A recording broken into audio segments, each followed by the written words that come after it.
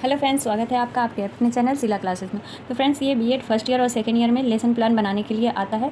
Exam में भी पूछता है पेपर 7 में कि लेसन प्लान बनाइए, जो भी आप लोगों का सब्जेक्ट होगा वो दे करके, और पूछ सकता है कि इतिहास के बारे में एक लेसन प्लान बनाइए, या अपने सब्जेक्ट से रिलेटेड जो भी आपका सब्जेक्ट है उससे रिलेटेड कोई लेसन प्लान तैयार करें।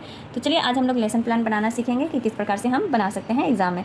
किसी किसी एग्ज़ाम में तो बना हुआ ही दिया रहता है, पर कहीं पर पेपर मिलता है तो उसे हमें बनाना पड़ता है। तो देखिए कैसे बनाना होता है। सबसे पहले हम लोग क्या लिखेंगे, पाठ योजना संख्या, मतलब जो भी आप पाठ लेसन प्लान बना रही हैं 20 या 30 ऐसे बनाना होता है स्कूल में बीएड क्लास में, तो उसको बनाना ज़रूरी ही रहता है। ये इंटरनल एग्ज़ाम में होता है, जो आपको स्कूल अलॉट करवाता है कॉलेज, उस स्कूल में जा कर के ये पाठ योजना तैयार किया जाता है। जो भी आप सब्जेक्ट पढ़ा रही होती हैं उससे रिलेटेड ये लेसन प्लान बनता है। तो चलिए आज हम लोग इसी को देखते हैं। देखिए फ्रेंड्स, सबसे पहले हमें ऊपर लिखना होता है पाठ योजना संख्या, यानी लेसन प्लान नंबर जो भी हो आप बना रही हो या बच्चों को पढ़ा रही हो। उसके बाद फिर आता है आप अपना नाम लिखेंगे, छात्रा अध्यापिका नाम, यानी जो भी आपका नाम हो XYZ। फिर जिस विद्यालय में आप पढ़ा रही हैं उस विद्यालय का नाम XYZ। फिर उसको ऐसे एक बॉक्स बना देते हैं हम लोग। अगर आपके पास रजिस्टर मिला हुआ है, बॉक्स बना हुआ है, तो उसको ही फिल कीजिएगा।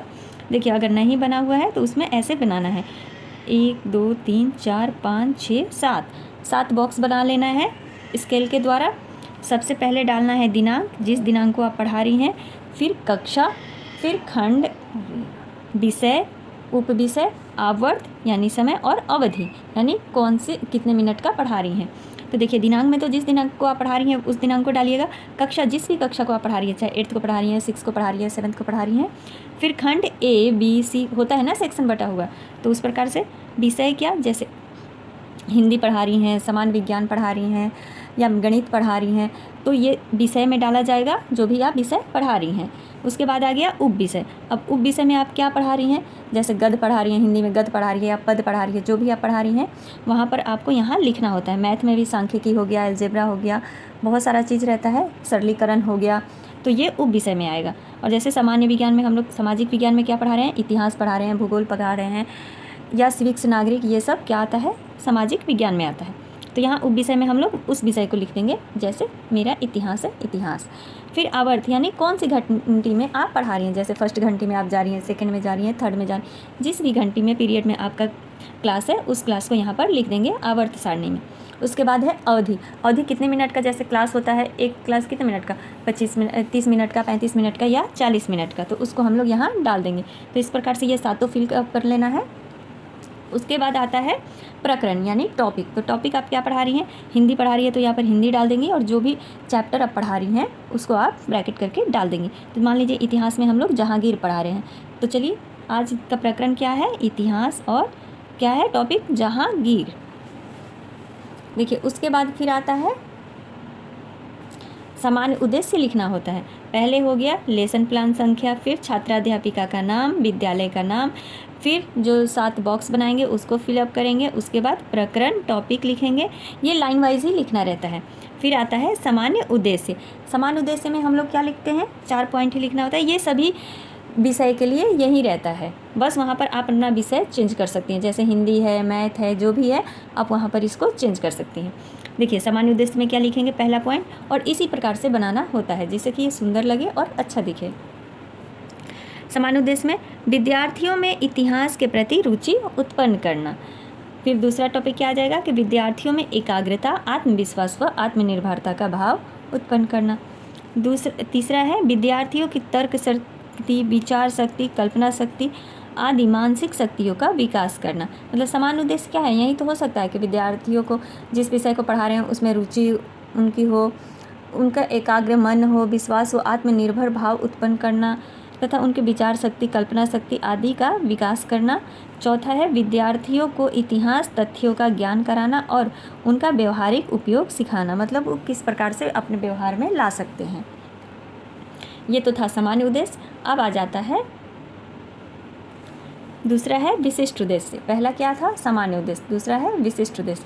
विशिष्ट उद्देश्य में क्या आता है, ज्ञान। पहला पॉइंट है ज्ञानात्मक उद्देश्य। देखिए ज्ञानात्मक उद्देश्य में क्या लिखेंगे, छात्र जहांगीर के बारे में ज्ञान प्राप्त कर सकेंगे। मतलब छात्र आज किसके बारे में ज्ञान प्राप्त करेंगे? तो जहांगीर के बारे में। आप जो भी टॉपिक पढ़ा रही हैं वहाँ पर वो लिख देंगी कि उसके बारे में छात्र आज ज्ञान प्राप्त कर सकेंगे। किसमें? ज्ञानात्मक में, ज्ञानात्मक उद्देश्य में। भावात्मक उद्देश्य क्या है? तो छात्रों में जहांगीर के बारे में जानने का भाव उत्पन्न होगा। मतलब छात्रों में क्या भाव उत्पन्न होगा? कि वो जहांगीर के बारे में जान पाएंगे। तीसरा क्या है? कौशलात्मक उद्देश्य में छात्र जहांगीर के बारे में जानकारी प्राप्त करके उसका व्यवहारिक प्रयोग कर सकेंगे। ये क्या था? ये भावात्मक उद्देश्य था। मतलब विशिष्ट उद्देश्य में कितने आ जाएंगे? ज्ञानात्मक उद्देश्य आ गया, भावात्मक आ गया तथा कौशलात्मक उद्देश्य आ गया। तीसरा पॉइंट आता है सहायक सामग्री। देखिए पहला पॉइंट क्या था? सामान्य उद्देश्य, दूसरा था विशिष्ट उद्देश्य और तीसरा क्या आ जाता है? सहायक सामग्री। जो भी हम चैप्टर पढ़ा रहे हैं उसमें हम क्या क्या यूज़ कर सकते हैं। तो चार्ट हो गया, मॉडल हो गया, मानचित्र हो गया, चौक हो गया, डस्टर हो गया, ब्लैक बोर्ड हो गया, ये सब सहायक सामग्री हम यूज़ कर रहे हैं। अब उसके बाद आता है प्रस्तावना प्रश्न। प्रस्तावना प्रश्न हम किस प्रकार से बनाएंगे? देखिए ये बहुत इंपॉर्टेंट होता है। देखिए प्रस्तावना प्रश्न को आप पहले एक बॉक्स की तरह बना लेंगे। छात्रा अध्यापिका कथन में क्वेश्चन जैसे छात्र पूछ रही हैं क्वेश्चन, उसको बड़ा बॉक्स रखेंगे तथा जो छात्र आंसर देंगे उसको हम छोटा कथन रखेंगे। कम से कम 4 प्रश्न पूछना होता है अपने टॉपिक पर जाने के लिए। तो देखिए छात्र अध्यापिका कथन, छात्र कैसे मतलब बच्चों को उस टॉपिक तक ला रही है जहांगीर के बारे में। तो पहले क्या पूछेंगे? सिंपल क्वेश्चन कि आप किस देश में रहते हैं। तो बच्चा क्या जवाब दे रहा है कि भारत। अब भारत से रिलेटेड ही हमको दूसरा क्वेश्चन पूछना है। देखिए भारत के कुछ मुगल शासकों के नाम बताइए। तो बच्चा बोलेगा बाबर, अकबर, हुमायूं। अब क्या आ गया? अब हुमायूं से रिलेटेड या किसी से भी रिलेटेड हम पूछ सकते हैं। अब यहाँ पर हम तीसरा क्वेश्चन क्या कर रहे हैं कि अकबर के पुत्र का क्या नाम था। तो बच्चों को इतना तो जानकारी होगा ही कि अकबर के पुत्र का नाम जहांगीर था। तब हम यहाँ जहांगीर से क्वेश्चन पूछ सकते हैं। अब यहाँ हम बच्चा से चौथा लास्ट क्वेश्चन करेंगे कि जहांगीर के बारे में आप क्या समझते हैं या जहांगीर के बारे में आप क्या जानते हैं। तो ये बच्चा के लिए क्या हो गया? समस्यात्मक प्रश्न। अब यहाँ से उनका जो ये चार्ट बना था प्रस्तावना प्रश्न का, यहाँ ये ख़त्म हो जाता है। यहाँ अब टीचर क्या करेगा? जहांगीर के बारे में बताना शुरू करेगा। तो ये क्या था? ये समस्यात्मक प्रश्न था जो कि बच्चों को नहीं आया। अब उसके बाद क्या लिखना होता है? उद्देश्य कथन लिखना होता है कि बच्चों आज हम जहांगीर के बारे में विस्तार पूर्वक अध्ययन करेंगे। ये इस प्रकार से ही लाइन से ही लिखा जाता है। जो लेसन प्लान बनता है ऐसे ही लाइन से आएगा। सामान्य उद्देश्य, विशिष्ट उद्देश्य, उसके बाद जो सहायक सामग्री है, फिर प्रस्तावना प्रश्न हुआ और फिर उसके बाद आता है उद्देश्य कथन। देखिए मैं बिल्कुल सिंपल वे में समझा रही हूँ, प्लीज़ आप लोग इसको समझिए। अब आ जाता है उद्देश्य कथन में। ये तो हम देख ही लिए कि बच्चों आज हम जहांगीर के बारे में विस्तार पूर्वक अध्ययन करेंगे। ये हमारा क्या है? उद्देश्य कथन है। उसके बाद अब यहाँ पर हम लोग प्रस्तुतिकरण करते हैं। तो प्रस्तुतिकरण किस प्रकार से बनाया जाता है? देखिए 4 बॉक्स बनाना होता है। जो छात्रा अध्यापिका कथन रहेगा जिसमें स्पष्टीकरण करना रहेगा उसको थोड़ा हम चौड़ा रखेंगे और ये 2 जो रहेगा इसको हम छोटा छोटा कर देंगे, बॉक्स बनाएंगे। तो सबसे पहले आता है शिक्षक बिंदु, उसके बाद हम लिखेंगे छात्रा अध्यापिका कथन, फिर छात्र प्रतिक्रिया जो छात्र आंसर देंगे और उसके बाद होता है श्यामपट्ट कार्य। तो देखते हैं। देखिए जहांगीर शिक्षण बिंदु में डालेंगे क्योंकि हम लोग जहांगीर के बारे में बता रहे हैं। तो सबसे पहले क्या क्वेश्चन था कि जहांगीर के बारे में आप क्या समझते हैं। ये क्या था? ये समस्यात्मक प्रश्न था। अब जहांगीर का क्या करेंगे? स्पष्टीकरण दे देंगे शिक्षण बिंदु में। जैसे जहांगीर को पढ़ा रहे हैं उसके बारे में समझा रहे हैं। फिर बोधगम्य प्रश्न पूछेंगे तो आगे आगे मैं बताती चलूँगी। देखिए फिर स्पष्टीकरण अब टीचर दे रही हैं।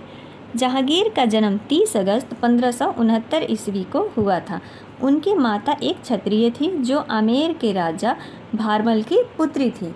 जो जोधाबाई थी या हरखाबाई जिनको कहा गया है, लिखा गया है इतिहास में, वो क्या थी? राजा भारमल की पुत्री थी। कहाँ की? तो आमेर की थी। उनका नाम हरखाबाई मरियम उज्जमानी था। इनके पिता का नाम अकबर था। जहांगीर के पिता का नाम क्या था? अकबर था। अकबर प्यार से जहांगीर को शेखू बाबा बुलाते थे। तो ये हो गया, इतना हम स्पष्ट कर दिए कि जहांगीर का जीवन बता दिए कि जहांगीर का जन्म कहाँ हुआ और उनके माता पिता कौन थे। अब यहाँ हम बच्चों से प्रश्न करेंगे। बच्चों से क्या प्रश्न करेंगे, तो यहाँ पर जो शिक्षण बिंदु दिए हैं उसमें हम लोग लिखेंगे बोधगम्य प्रश्न, और उसके बाद क्या करेंगे, जहांगीर का जन्म कब हुआ। छात्रों से शिक्षक पूछेगा कि जहांगीर का जन्म कब हुआ, तो छात्र क्या बताएंगे कि 30 अगस्त 1569 ईस्वी में। ये क्या था, ये जो हम लोग बताए उससे क्वेश्चन रिलेटेड था। अब दूसरा क्वेश्चन क्या था कि जहांगीर गद्दी पर कब बैठा, तो इसका तो जिक्र इसमें आया नहीं, तो इसीलिए बच्चों के लिए क्या हो गया, समस्यात्मक प्रश्न हो गया। और जो श्यामपट्ट है उसमें हम लोग हार्ड वर्ड को लिख देंगे। जैसे मान लीजिए बच्चों को गद्दी नहीं लिखने आ रहा है तो यहाँ पर हम गद्दी डाल देंगे। अब दूसरा क्या है, जहांगीर का राज्याभिषेक, यानी जहांगीर गद्दी पर कब बैठा, ये शिक्षण बिंदु कौन सा हो गया, दूसरा पॉइंट हो गया। इसी प्रकार से 3, 4, 5 पॉइंट देना होता है। फिर जहांगीर का शादी लिखेंगे, जहांगीर के फिर जो कार्य क्षेत्र था उसके बारे में बताएंगे, इस प्रकार से बताना होता है। तो बहुत लंबा वीडियो हो जाएगा, तो शॉर्ट में ही समझते हैं हम लोग। तो क्या है, जहांगीर का राज्याभिषेक, तो इसको स्पष्टीकरण करेंगे। और छात्र प्रतिक्रिया में क्या लिखेंगे कि छात्र ध्यानपूर्वक सुन रहे हैं। इधर भी लिख देंगे कि जहाँ स्पष्टीकरण लिखवाए थे वहाँ लिख देंगे कि छात्र ध्यानपूर्वक सुन रहे हैं, और जो मुश्किल जो हार्ड वर्ड हो उसको हम लोग श्यामपट्ट कार्य में लिखते जाएंगे। 5, कम से कम 5 होना चाहिए श्यामपट्ट कार्य में। तो जहांगीर का राज्याभिषेक 3 नवंबर 1605 को आगरा में के किले में हुआ था। जहांगीर का राज्याभिषेक कहाँ हुआ था, तो 3 नवंबर 1605 को आगरा के किले में हुआ था। अब यहाँ पर फिर हम लोग बोधगया में प्रश्न पूछ लेंगे कि जहांगीर का राज्याभिषेक कब हुआ था, तो 3 नवंबर 1605 ईस्वी को। ये क्या देगा, ये बच्चा जवाब देगा। इसके आगे ऐसे ही पॉइंट हम डालते जाएंगे कि जहांगीर की शादी किससे हुई, तो ये बच्चों के लिए समस्या उत्पन्न करेगी, और फिर उसको हम डील करेंगे। ऐसे ही स्पष्टीकरण देंगे, और फिर जहांगीर का जन्म किसके साथ हुआ था। तो इसी प्रकार से शिक्षण बिंदु को डालना होता है। 3, 4 शिक्षण बिंदु जितना दिया रहे कॉपी में बनाकर, अगर एग्ज़ाम में तो शायद बना कर दिया रहेगा। हम लोग का तो बना हुआ मौलाना मजरुल हक में आया था, आप लोगों में पता नहीं कैसा है, अलग अलग यूनिवर्सिटी का अलग अलग रूट रहता है। तो देखिए उसके बाद क्या लिखेंगे, पुनरावृत्ति प्रश्न लिखेंगे। अब पुनरावृत्ति प्रश्न में क्या करेंगे, जो हम पढ़ाए हैं उसी से बच्चों को क्वेश्चन करेंगे। तो जहांगीर का जन्म कब हुआ था, जहांगीर गद्दी पर कब बैठा, ये हो गया, क्या हो गया, पुनरावृत्ति प्रश्न हो गया। फिर श्यामपट्ट सारांश में क्या लिखेंगे, शॉर्ट कर करके लिख देंगे कि जहांगीर का जन्म 30 नवंबर 1569 ईस्वी को हुआ था। उनकी माता का नाम हरखाबाई था तथा पिता का नाम क्या था, बादशाह अकबर था। अब फिर निरीक्षण कार्य आता है। निरीक्षण कार्य में क्या लिखना होता है कि छात्र अध्यापिका पूरे कक्षा में टहल कर निरीक्षण कर रही हैं। ये था निरीक्षण कार्य।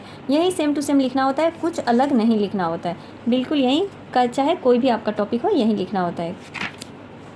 उसके बाद बच्चों को क्या देना होता है, गृह कार्य देना होता है। तो गृह कार्य में क्या देंगे, दीर्घ उत्तरीय प्रश्न देंगे, फिर लघु उत्तरीय प्रश्न, उसके बाद वस्तुनिष्ठ प्रश्न। तो दीर्घ उत्तरीय प्रश्न में क्या देंगे कि जहांगीर के बारे में विस्तार पूर्वक वर्णन करें।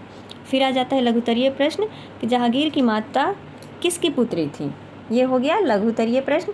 अब वस्तुनिष्ठ प्रश्न में हम लोग क्या लिख सकते हैं कि जहांगीर गद्दी पर कब बैठा। 4 ऑप्शंस दे देंगे, और जो सही रहेगा उसमें बच्चा टिक लगा देगा।